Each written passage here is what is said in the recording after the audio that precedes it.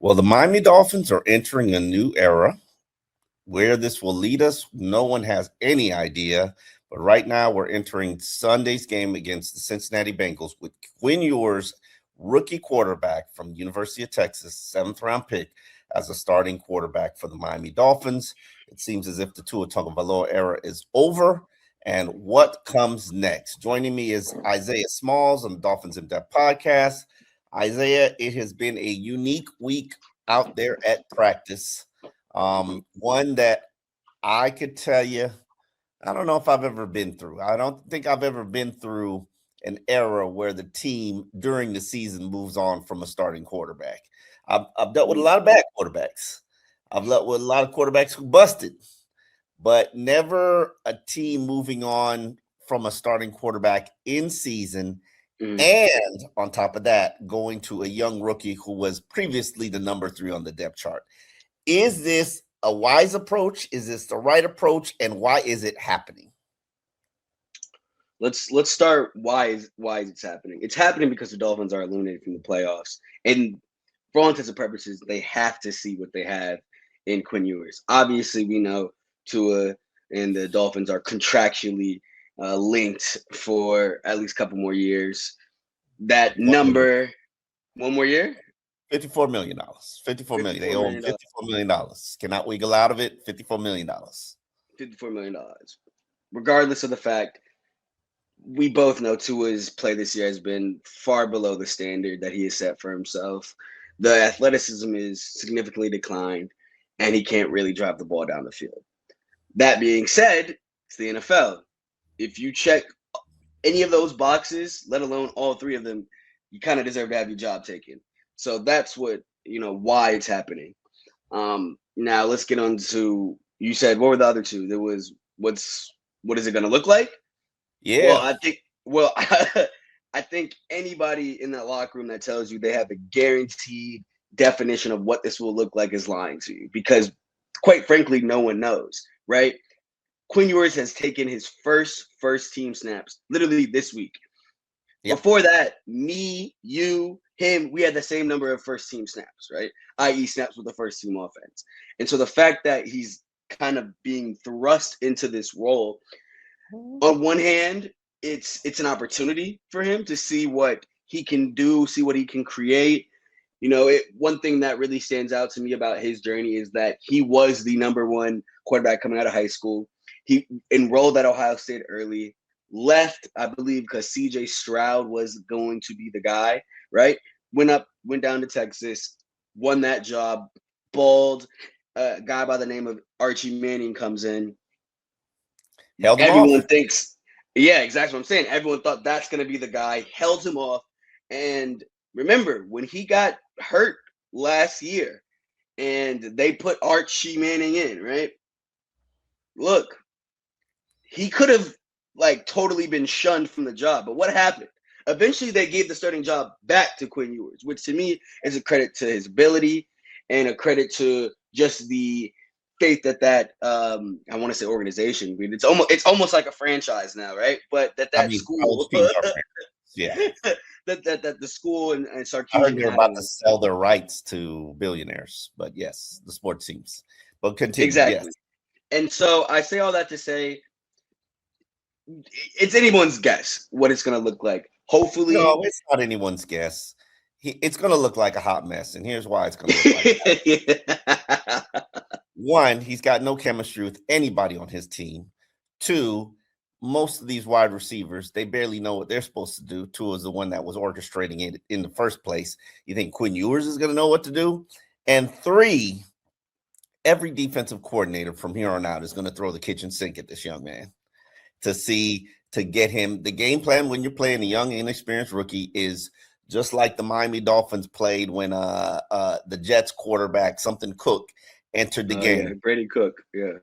Throw everything at him and watch him struggle, watch him drown.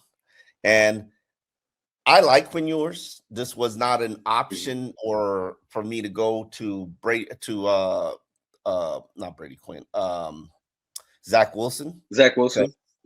I know what Zach Wilson is. He's right at this point. He's a flame out. He's an NFL journeyman. He has too many erratic moments. Quinn has an intangible that I like. I'm intrigued by. Does that mean he's an NFL starter? No. But I will say this about the Mike McDaniel offense and the offense that he has been using to tutelage for all the quarterbacks, from Jimmy Garoppolo to Jake Plummer to who used to start in Houston. This is an offense that is ready-made. It's going to make things simpler for you if you know how to read your reads. Now, and if you have the arm to make throws. Now, the one thing that the reason why I think it was done was because he has the arm to make the throws, whereas Tua did not. Teams were changing the way that they played Tua to the point where nobody was scared of his threats anymore. Now the question is, can Quinn Ewers open up that element of the offense? I have my doubts from this standpoint. Wednesday was a walkthrough. Thursday was his first practice with his teammates. Friday is another day. Saturday, he'll have another walkthrough. So he'll have 2 practices and 2 walkthroughs with his new unit, unless all of a sudden Theo Weiss and Taj Washington become active. Now, will it work? Who knows? Look, I think you brought up a great point there. Like, he doesn't have any chemistry with these guys. And you could kind of see it a little bit at practice, right? Simple throws to Jalen Waddle that Tua was making. Obviously, they have almost 6, 7, I think 7 years. 7 years of 8 years of bank reps. Yeah, 8 years of bank reps. So the way guys look. If you played with someone half as long as that, the way guys get out of breaks. The speed with which they move. Like, it's very simple. They could technically do that with their eyes closed a little bit. This one is a lot different, right? Like, now it's a rookie who doesn't get first team reps. Like, I cannot emphasize that enough. His first team reps came this week, right? And it's a rather unfortunate situation for some of the guys that are around him. Not saying like the offense itself. I'm talking about the defense, like everyone on the team. Because look, you might be playing to show you still got it. You might be playing for all these different goals, right? And obviously, with the playoffs no longer being reachable, not saying that it gets a little bit more selfish, right? But I'm sure there'll be guys trying to play to show for their next contract, right? And the reason why it's unfortunate is because you're kind of throwing a lot on a rookie's shoulders, and you're asking him to go lead an offense that has been lackluster all of the year. And it's just, I think everyone's going to try to play hard, but at the same time, what are you playing for? Other than your personal goals. Other than your personal goals, right? Do you want the job or not? That's fair. That's These opportunities, especially for Quinn Ewers, they do not come often. You name me another 13 quarterback who's gets a week to prepare for a game, and then they's thrown in there into the action. Now, I don't know what can happen. Hell, Brock Purdy was the 7th round pick. He turned out to be one of the league's top upper echelon quarterbacks. I'm not saying that that's what I expect, but I don't know. What I do know is Tua was holding this team back. Pains me to say that, but there just weren't throws that he could make anymore. There weren't sacks that he could elude anymore. And it got to the point where he was a hindrance for this team. Now we get to see a younger quarterback with more to gain. This opportunity doesn't come very often, and we'll see how he performs. But keep in mind, this run game was winning without Tua's assistance much of the season. So, and this defense has been playing pretty good. Now, one thing that they will not have for the defense is Minkah Fitzpatrick, who is sidelined with, what was it, a calf injury that he suffered last week? Calf. Yep, calf. Calf injury that he suffered last week. Calves are tricky because if you don't take care of a calf, it can certainly lead to an Achilles. I'm not sure you will see Minkah Fitzpatrick coming back for the rest of the season, but That gives you an opportunity for Jason Marshall Jr. to get in there as a nickel cornerback, and you see what you got. I have made the argument that this is a period and an era where you need to see what a lot of young players have, from the Jason Marshall Jr.'s to the Taj Washingtons to the Derek McClendons to the Dante Traders. If you're a young player and you haven't been playing, this is the time to play, because I remember something that Joe Philbin said to me, bad coach, by the way. Joe Philbin said to me after his first year. Random stray. Just a random stray. You didn't need to say that. It doesn't need to be said. He was just a bad coach. He was a bad leader of men. But he said something to me after his first year. He wishes he would have played some of the young players more, because then he would know what he had to work with. He'd know what he had to coach up. And they'd have those bank reps. Well, no better time than now, since you're not in a playoff hunt. Now, we can argue all day about whose decision this was, whether it was Mike McDaniel's decision, what led to it, whether Mike got all in his feelings about the Jalen Ramsey jokey session. Which he apparently, according to him, did not see. You believe that? It's not my job to believe it or not. I'm just telling you what he said. Okay. You don't think it was brought to his attention by Ann, just in case? It definitely was brought to his attention. But I don't think he saw it until today, when it was brought to his attention, when the good brother Chris Perkins from the South Florida Sun Sentinel texted in and said, "Hey, I'm asking this question, just so you know." And so I think the answer was honest, from the sense that, like, yeah, I did not see that until, so I have no comment on that. Okay. Yeah. It's fair. It's fair. I'm not sitting here saying that Mike's a liar, because I don't think we've caught him in a lie. But you yucking it up with my enemy, not a good look. I agree with you. Not a good look. Especially when you supposed to might be my number one ally. But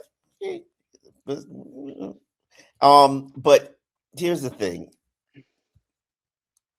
How much of a chance do you give Quinn Ewers to win this game against the Cincinnati Bengals? And if he does contribute to a win, does it change your mindset about where he is and where this franchise is? Okay, before I get into that, I'm just going to go back to the Minka stuff, because I think that's very significant. Because I talked to both Dante and Jordan Brooks today just about how they, intend to fare without him. Obviously, Minka's a very big part of this defense. And something that Jordan Brooks said to me really stood out.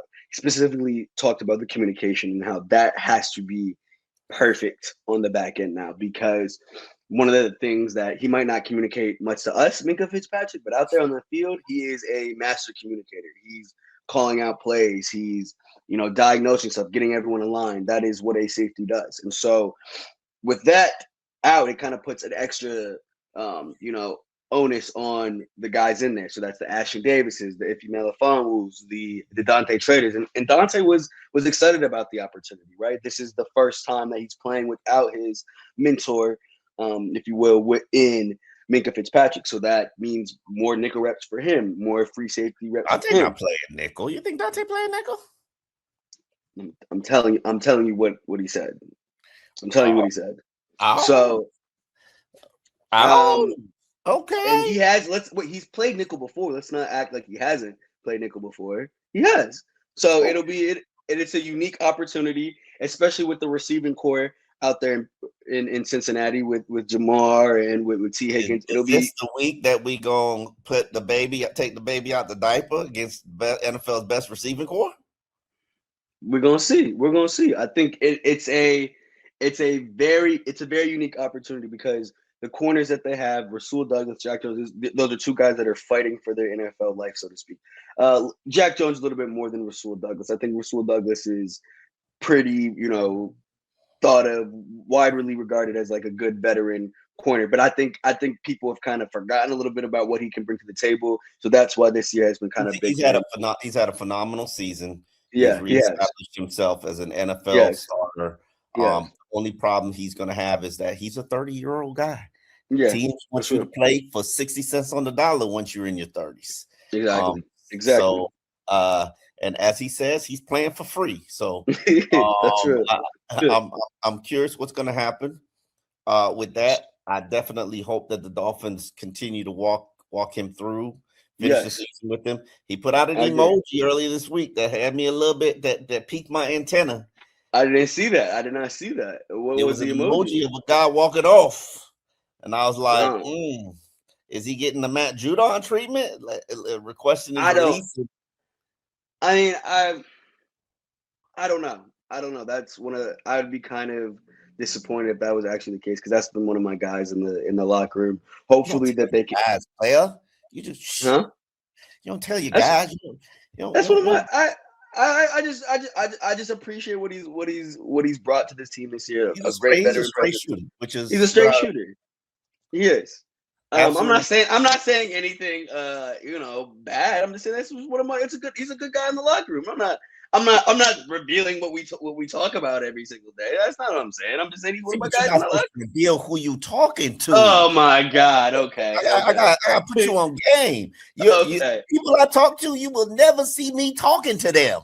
See, Okay. they watching you, Isaiah. They watching you. I already know that they're watching me. I already know that that's why I move the way I move, and I don't reveal certain things because I don't want to have the Miami Dolphins PR mafia follow me around the entire time I'm They in the can follow locker you room. around anyway. That just Yeah, they will. But like now, I'm not quote unquote a problem child yet, as you what you trying to say? Perkins, Barry Jackson, some of the more seasoned guys in the locker room. Oh, I mean, like, look, let's not act like what I said was a lie. Like, come on now. Like, don't let's not do this. But okay, so switching gears, you asked about Quinn Ewers. How much do I believe they will let him go out and win this game?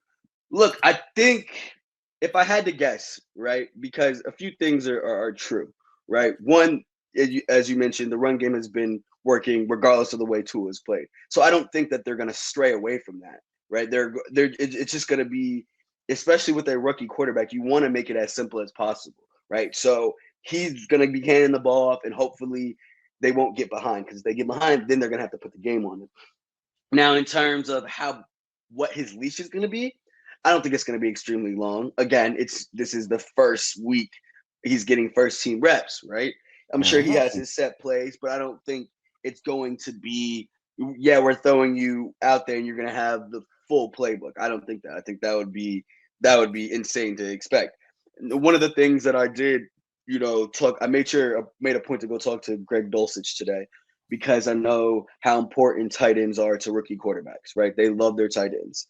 And so we had a good conversation, and he was like, look, at the end of the day, if I'm on my assignments and I'm doing what we need to do, I think it'll be a great opportunity because there is a genuine excitement on the offense just to see what he has, right? I think, look, You buy that? I don't buy that. I don't You don't buy buy that? You don't buy Nah, that? Why don't you buy that? because if the one thing that they've always said, he's a gunslinger. Since when? Since when? I don't Like, think, yeah. it, I think it's more so. Again, just because I think I mentioned this last time. I think that phrase is more so talking about the quickness with which he gets the ball out and the variety of ways that he can throw the ball. The sidearm, and no look. He could throw a 15-yard out. Yes, Okay, to a yes, not. yes. He to a D dig. To a it can get there with some quickness to it. So yeah, Yeah. it's going to open up more of the playbook. But here's my question to you: can he read the defense? I don't, and that's what we don't know yet. I think we'll be able to figure that out. But look, I mean, the bar in that department was very low. 15 interceptions for Tua, all against How zone dare defense. you? Tua could read the defense. He just couldn't make the throw. How dare you? 15 interceptions. How all dare against zone you? defense. 15. How 5. dare you? 15 interceptions, all against zone defense. He What does lost that mean? his arm. I disagree. You disagree? I disagree because there were throws. Wait. Let me finish. Why did he not have 15 interceptions in his previous 6 seasons? One, I think there's something. I think you can make the very clear argument that something happened. We don't know what it is. I'm not going to speculate about injuries. I'm not going to do that. Something happened. That much is true, right? And the reason why I'm saying it was ineffective in terms of the decision making, right, is because some of the throws earlier in the year. Let's talk about the Bills game. The 3 games that really ended in interceptions. That was him making a poor read. Am I right or am I wrong? You're right. Those are him making a poor read. Okay. And or, so to or a me, defense baiting him into making a throw that they knew he was going to make because he couldn't make the outside throws. Okay, sure. But again, that speaks to decision making. That speaks to inability to read the defense, right? Even if you're being fooled, don't get me wrong. Defenses are going to disguise that. That's one thing that defenses do now. They're going to. You're not going to be able to look up at before the snap and get a perfect read. That's just rare right now. Yeah. Okay. So that being said, to me, it gets back to decision making. Because if you know defense are going to disguise you, you know that they're going to try to take away your first read, right? Like these are things that we know. Like to me, like I said, it gets back to decision making. And you're right. I think the arm has regressed as well, so that it's that compounded it, right? But Yeah. as Passes Troy that we Aikman, used to see just evade a defender's hands yes, are no longer evading a defender's hands. and to take that a step further, as Troy Aikman said, 15 interceptions on the year. He should have had more. He did some of the throws he was making. He should have had more. And so, That's been to his whole career. That's been to his whole career. So that's fair. That's fair. that But like that was when you had the arm and the precision passing, and the ball would just skirt right over a defender's hands. And yes, defenders would drop his ball because they were coming from a left-handed trajectory, and they spin differently. it does.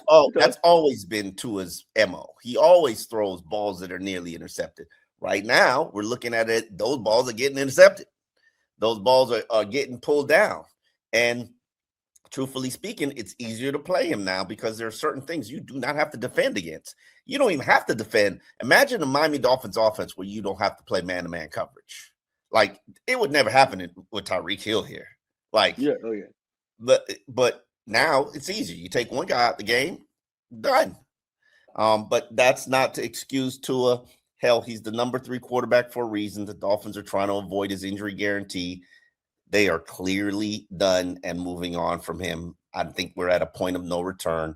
It is what it is. Now, the question I have for you, Isaiah, is who else do you want to see get this call up that Quinn Ewers has gotten and get an audition in the final 3 games? I would love to see more, obviously Dante Schrader. I want to see more Zeke Biggers to the point that you made earlier. Definitely an insane amount from those 3. I wouldn't mind, how they were doing the little timeshare earlier with Ethan Bonner and Jack Jones out there at cornerback. I wouldn't mind doing that with Jason Marshall Jr.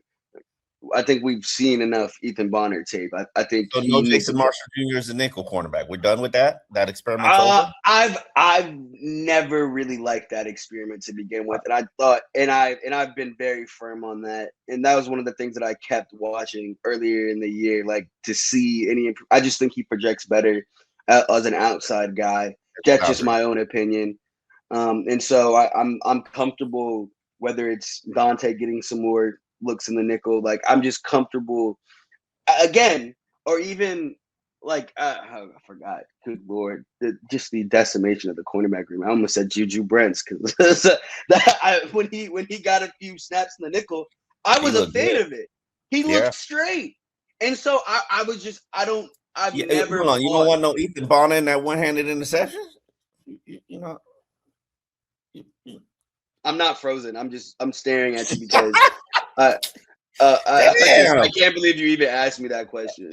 He needs to focus on being a gunner. Focus on being a gunner. Focus on wow. I don't think that's a hell of a gunner performance.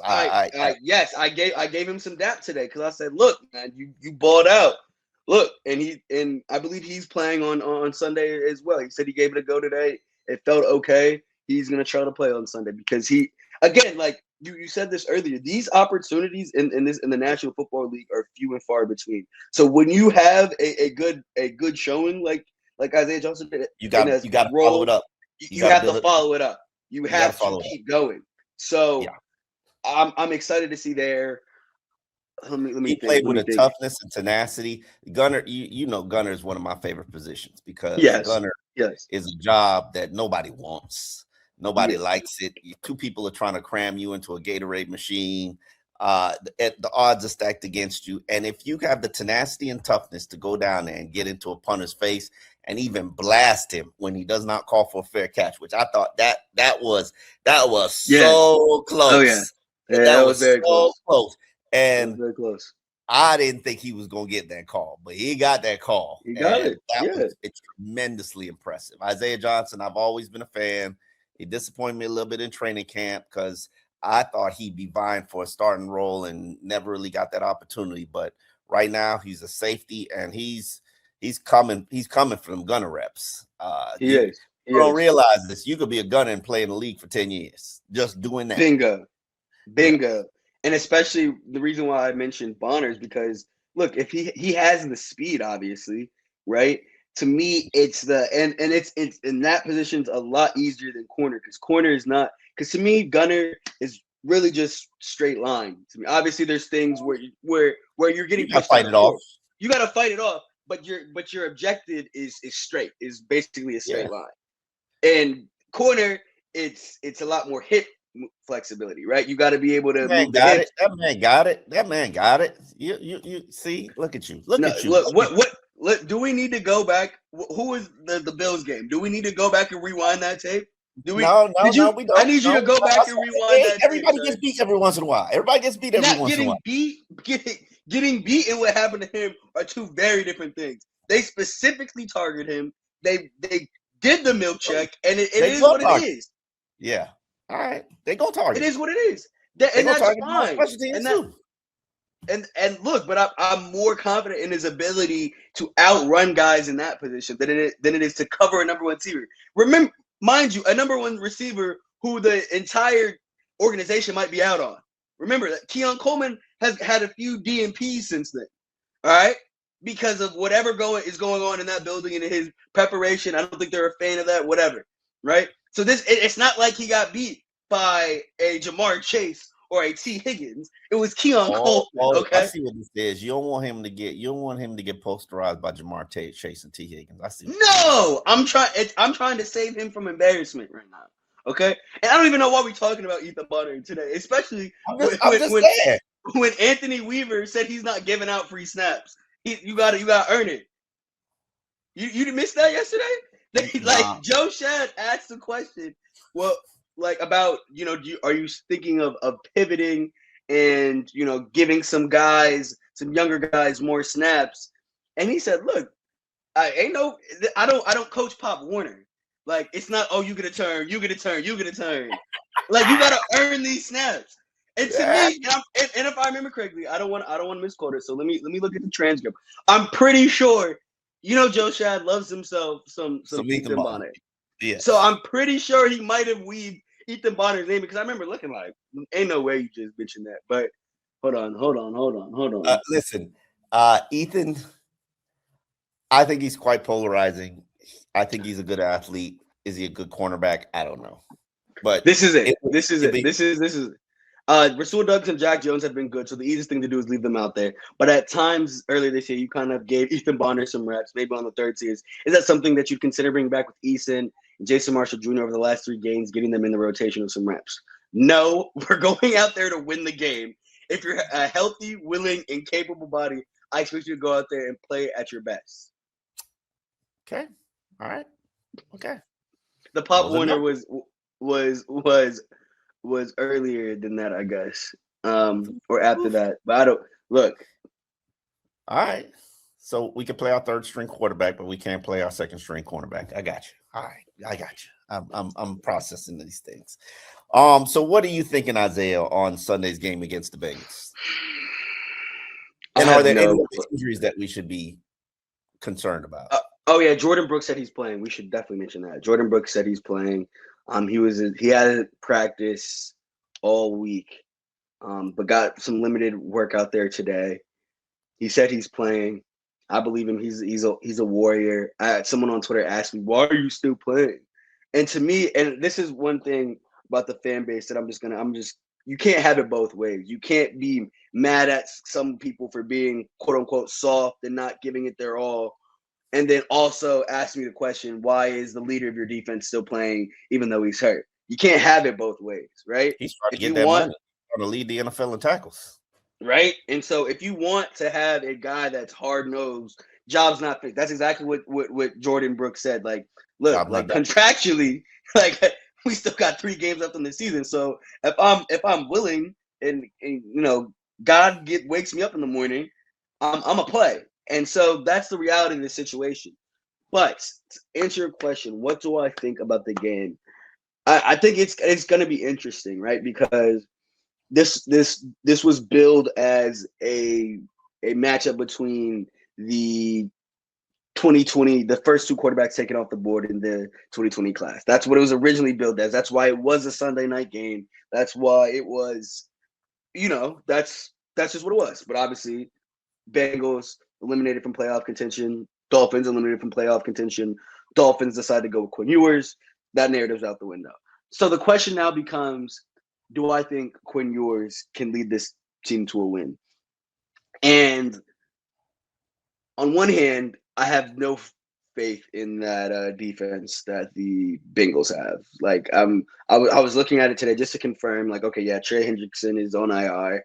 Jamar Stewart, don't know what he's been basically non-existent this year. Do I have faith in in that defense? And no. But what I do have faith in is Joe Burrow, T. Higgins, and Jamar Chase. And as well as I believe, don't get no love. no.